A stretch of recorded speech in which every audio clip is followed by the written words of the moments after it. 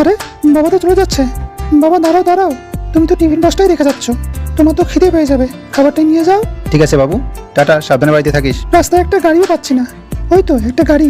ভাই একটু দাঁড়ান, আমি এই সামনের দিকেই নামবো। আচ্ছা ঠিক আছে, বসেছেন তো, ছেড়ে দিলাম। গলাটা একদম শুকিয়ে যাচ্ছে, আর এই খাবারটা মনে হচ্ছে ওনারই। একটা কাজ করি, আমি এই খাবারের বক্সটা আমার এই বস্তার ভিতর রেখে দিই, পরে সুযোগ বুঝে খেয়ে নেব। কি করব, খুব জোর খিদে পেয়েছে, এই জন্য চুরি করলাম। আপা আপনার জায়গা চলে এসেছে। ঠিক আছে ভাই, এই নিন টাকা। আর 5 টাকা দিন।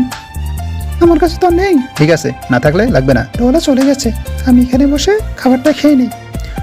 খুব খিদে পেয়েছিল, 3-4 দিন ধরে কিছু খাইনি তো। ও তাহলে উনি এখানে বসে আছে। এই রে, উনি সামনে চলে এসেছে। আরে বাবা ভয় পেতে হবে না, এই পানির বোতলটা নিন, শুধু খাবার খেলে গলায় আটকে যাবে তো। এই পানিটা খেয়ে নিন।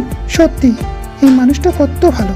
এই নিন ভাই আপনার পানির বোতল আর টিফিন বক্স। ঠিক আছে, আমি চলে গেলাম তাহলে। সত্যি এই খাবারটা খেয়ে আমি তৃপ্তি পেলাম।